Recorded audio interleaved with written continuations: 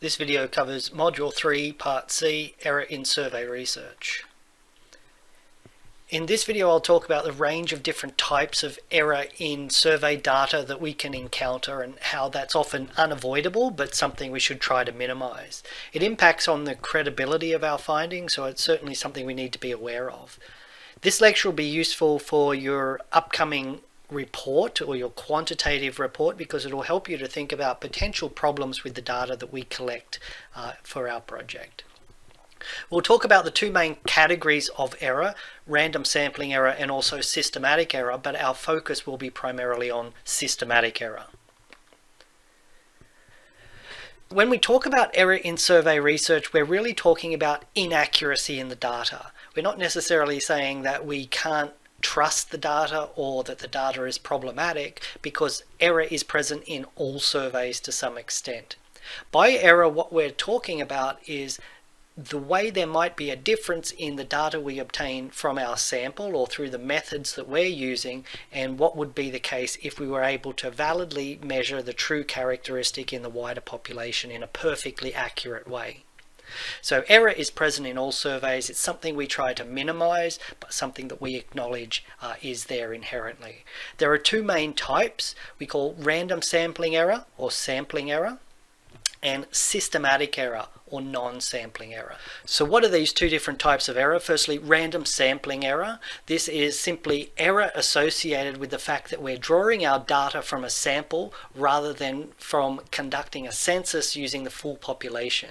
It doesn't necessarily mean that the data we've collected from our sample or the estimates we get from our sample are wrong, because they might be true for that sample, but because we've only collected data from our sample, it's never going to be perfectly aligned with what that measure would be if we asked everyone in the population. So for example, think about if we were interested in how negatively people feel regarding the government's proposed policy of implementing a fee for online purchases made from overseas retailers, where people might pay a given amount based on everything they purchase online from an overseas retailer. We might be able to, if we were to conduct a census, find out that people felt quite negatively about it, and it rated, say, 4.1 on a 5-point scale in terms of negativity. If we collect data from a sample, however, the very fact that we're not asking everyone, we might get an estimate that is 4.2, or we might get an estimate that is 3.8. Those estimates are not wrong, but they're not perfectly aligned with that parameter from the population because we're only asking a sample. The next time we draw a different sample, or if we were to ask a different sample, we might get, again, a slightly different estimate. Those estimates are not wrong, it's just the fact that we've asked that question of a sample rather than of the full population. So random sampling error, something that we can't necessarily avoid, but we do try to minimize that. We try to minimize that by ensuring our sample is firstly representative, as talked about in the sampling lecture, but we can also increase our sample size so that we get more people's input into our sample, and we can use different selection methods such as stratified sampling or simple random sampling in order to give us a greater likelihood of getting accurate data. The other type of error is a little bit more problematic. This is what we call non-sampling error or systematic error.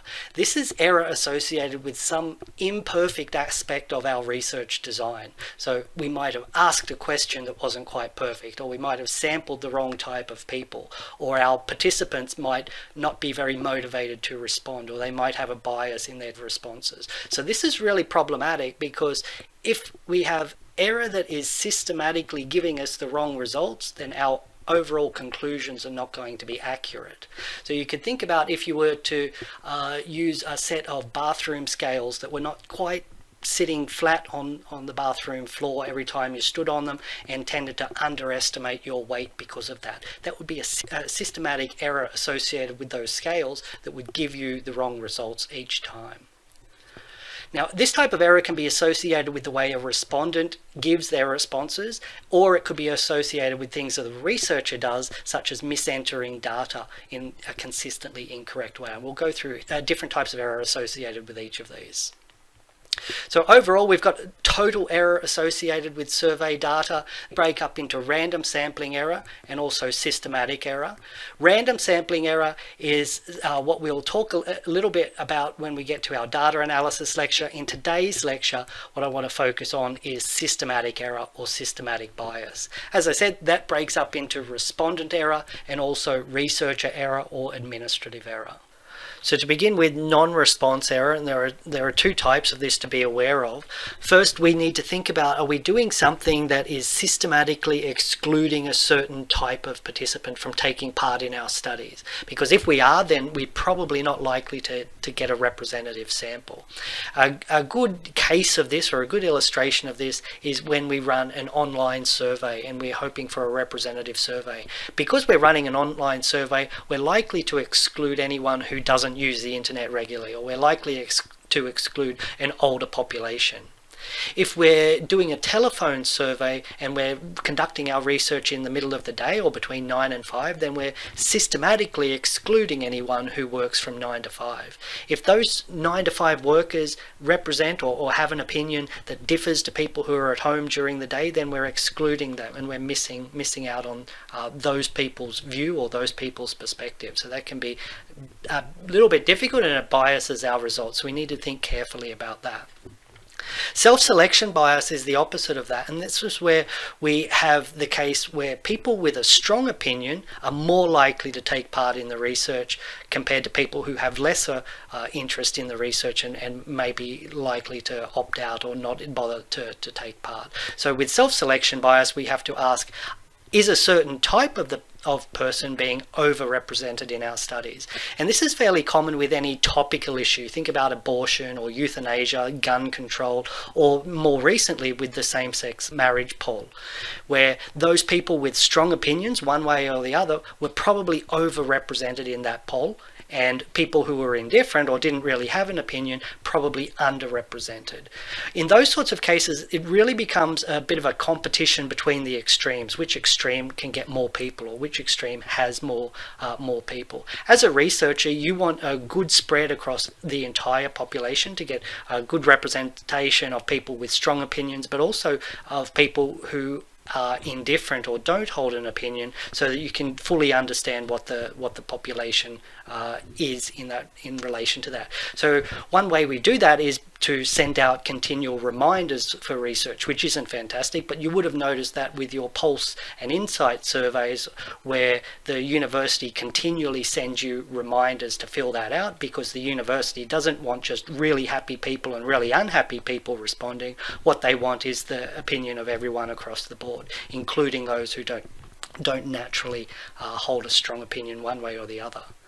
The Australian government gets around this with our electoral system, or at times of elections, because we have mandatory voting. If we didn't have mandatory voting, then it would become a little bit like the US electoral system, where it's a competition between the extremes. Who's Democrat and who's Republican? How many people can we get out to vote? So self-selection bias is a big one that we need to think about.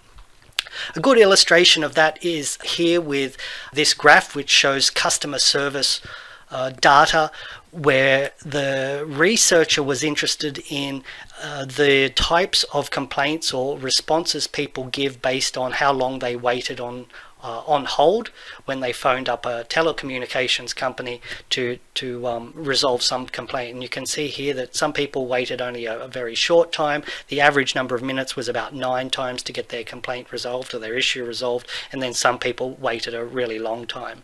You can imagine if at the end of that the customer service person asked the customer to wait on the line in order to fill out a survey or respond to a survey, that you'd probably get an over-representation of those people who waited a long time because they're a little bit unhappy, they've got something to say, and an over-representation potentially of people who were more happy, so those people who only waited a short time. You miss out on all of these people in the middle who were a little bit indifferent, so that can be something that you have to keep in mind. Another type of non-response error to be aware of is item non-response. Item non-response is where an individual respondent who has taken part in the study or has taken part in your survey inadvertently misses a certain item within the questionnaire.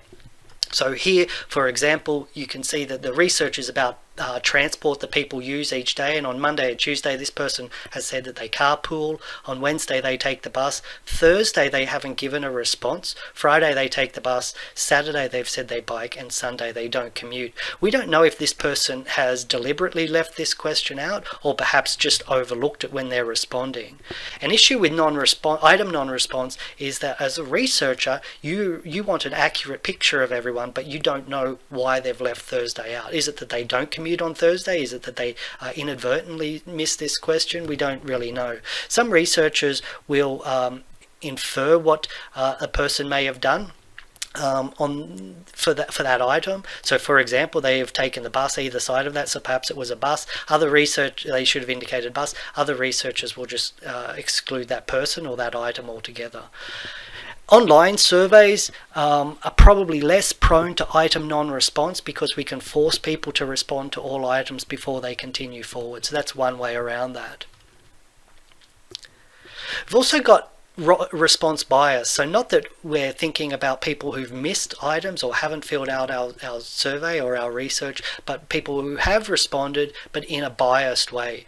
We can think about two different classifications here. We've got deliberate falsification and then unconscious misrepresentation, where we've got people responding in a biased way without necessarily realizing it. So we'll consider each of these in turn.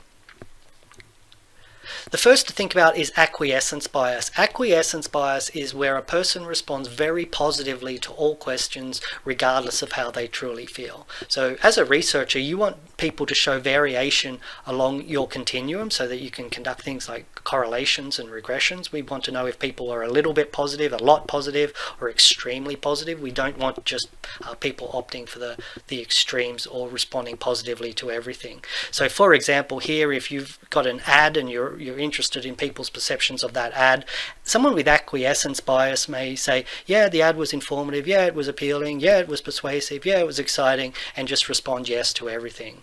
One way to get around that, or at least detect whether or not that's occurring, is by changing one or two of these items throughout the survey to be negatively framed. So you might have that it was an informative ad, that it was an unappealing ad, that it was persuasive and exciting, so that if someone is responding with that sort of bias, you're able to detect it.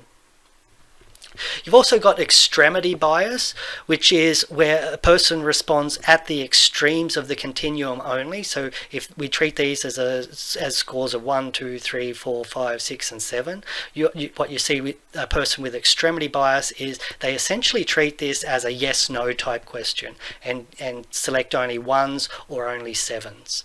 So in that way, again, you're not getting that variation or variance along scores, so you're not getting a good estimate of where that person truly lies. The alternative with that, and this is really what we see with people who are really indifferent and don't care about the survey at all, so they're just taking part to get it done often, is that they just hit the midpoint of everything. So select 4, 4, 4, 4, 4 to everything throughout the survey. And again, that's not helpful for your data or your research because you do want to see variation. You tend to see that occur a bit more in very long surveys where people get fatigued and bored with it, so they select that neutral point to get away from thinking too much about that. Some ways to get around that, as I said, we can change the wording here. So if you've got people responding with extremity bias, one way to get them out of that, or at least detect it, is the same as with acquiescence bias, is to flip one of the questions or response options around. If someone is using this central tendency response bias, one thing that I have seen done is that people remove that neutral option and force people to take an opinion. But again, you want to do that in a way that engages people or helps to get people engaged in the survey rather than just responding a little bit randomly through that.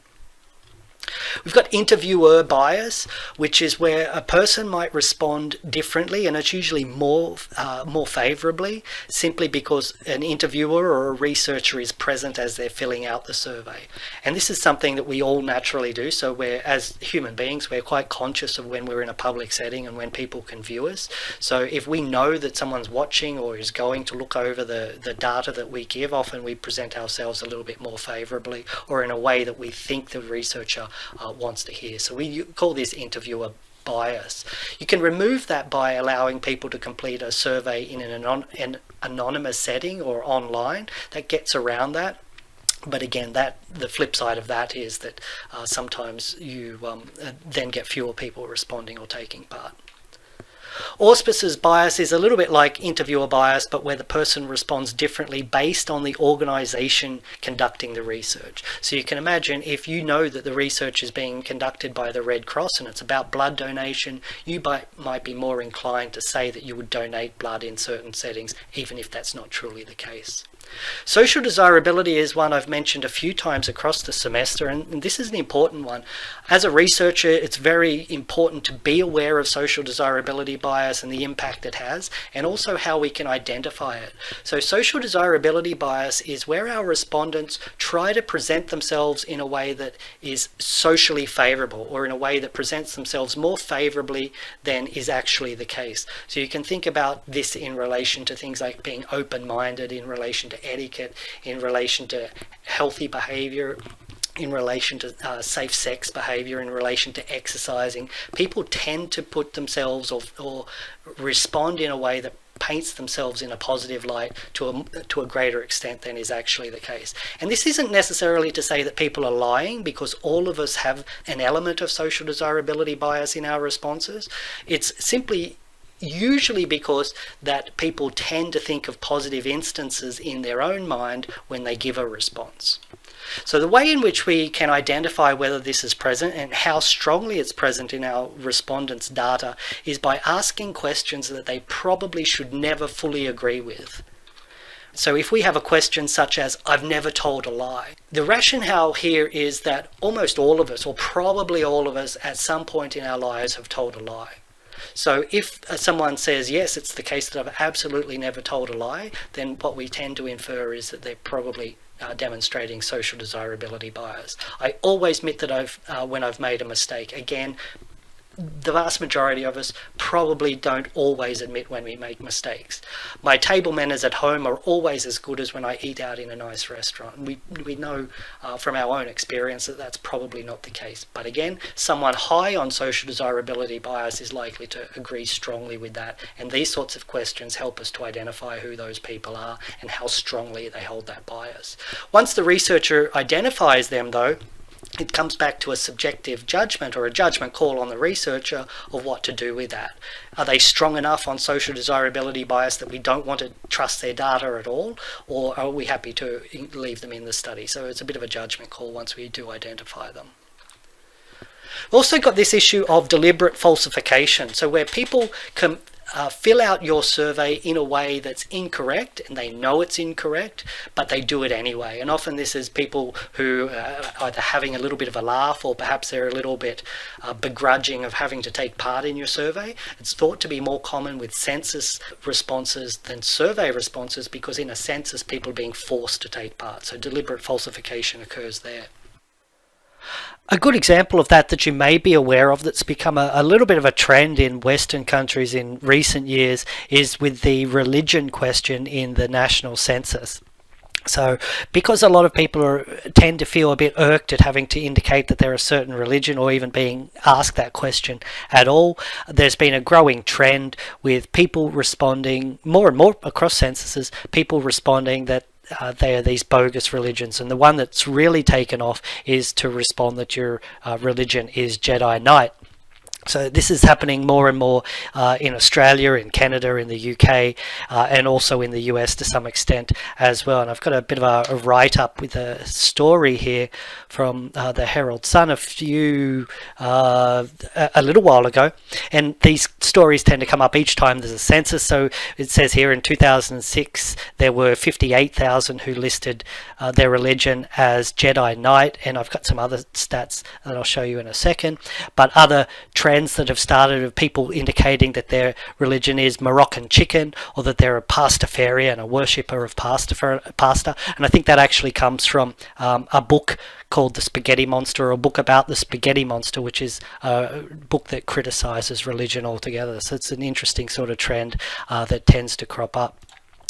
Some stats here that help to show how pervasive that has become, and that it's or remained across time a little bit are shown here. So in 2001 there were 70,000 people who indicated that they were a Jedi Knight in Australia. 58,000 in 2006, went up to 65,000 in 2011, and was almost 50,000 in 2016. So they're fairly big numbers. And the Australian Bureau of Statistics always criticises that and says that people shouldn't do that, and potentially they'll receive a fine if they're found to be providing bogus responses on their census forms or on their census pages if you fill it out online.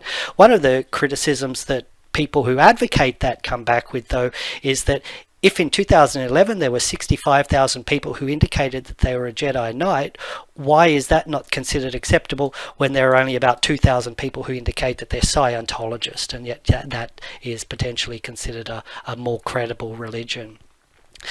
One thing that the Australian, I think, Atheist Society, or a group by a similar name to that, started to put out, though, prior to the 2016 census, is that actually can start to backfire if people are anti-religious, and that's why they're doing it. Because if the ABS, or the Australian Bureau of Statistics, starts to recognise those 58,000 people or 65,000 people as a religion, or classifies them as religion non-defined, what that means is the government may start to allocate those greater amounts of funds to religious groups. So they send out this, or put out this brochure, that you shouldn't consider yourself or classify yourself as a Jedi Knight if you're anti-religious. And that's also a point made by the Australian Bureau of Statistics prior to each of the censuses now, where they point out that if you indicate that, they're likely to consider your religion as non-defined, and therefore that can influence government decisions regarding funding of religious groups. So we've got deliberate falsification, but we've also got this idea of careless responses, and this is something that probably doesn't get discussed as much as it should in research or in write-ups of research, and that is that we often trust the data that people give to us is fairly accurate, when in a lot of instances people often respond quite carelessly and mindlessly. In this study by Mead and Craig back in 2011, they showed that was a fairly strong phenomenon, that between 5 and 15% of responses to surveys can often just be careless responses that we shouldn't trust. So between 5 and 15% is a fair portion of those responses. And this tends to happen with longer surveys. So again, goes back to that idea that you should have your surveys as short as possible. What Mead and Craig did in their study was recruit a bunch of students, and they were psychology students, who they asked to fill out a questionnaire on a computer, and as part of a psychology course that they were taking.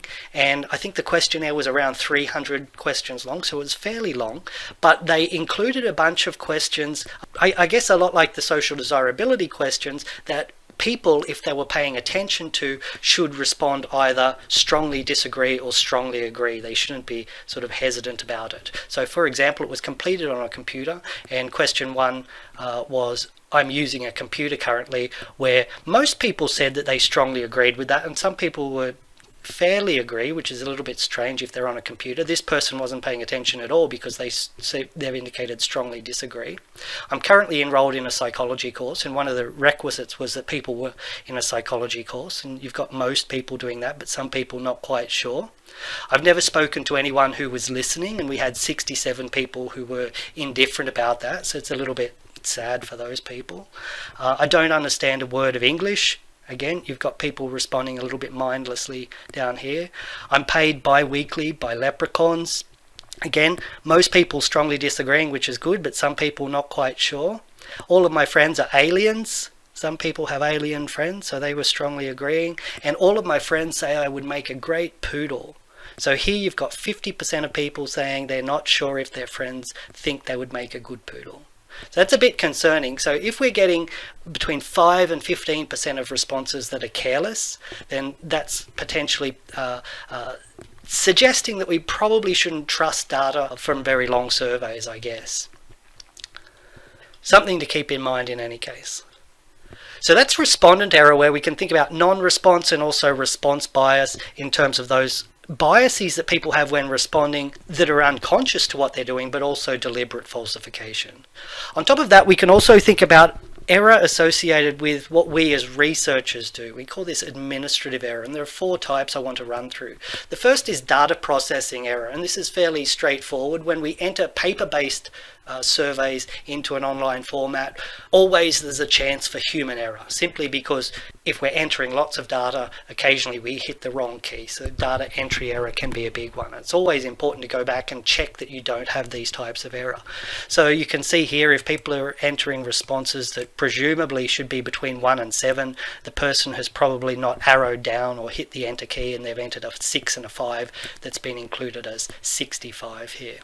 One way to identify that, of course, is to run an analysis on your data on the minimum and maximum score and see if there's anything above 7 or below 1. Or you could take an average, and if the average ends up at 10.5, then you know that that's not possible. There must be a data entry error.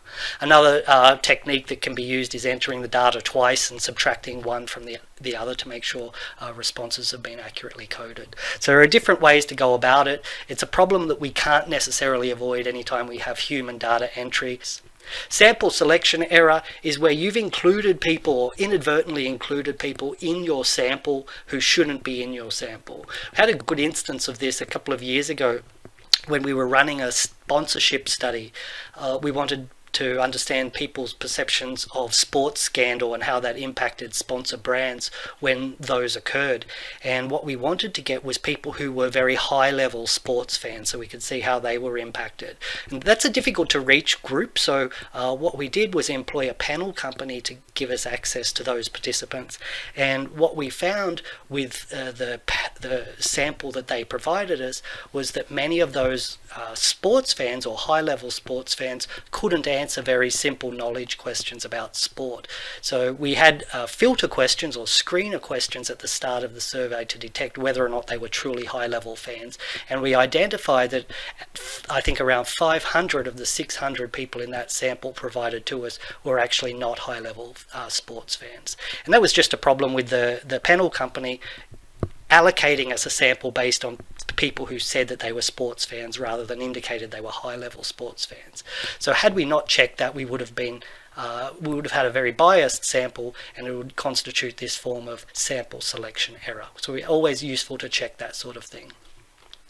You've also got general interviewer error. So if you're taking down notes or taking the responses for a participant over the phone, for example, you can mis-enter data just by not paying attention or getting too fatigued.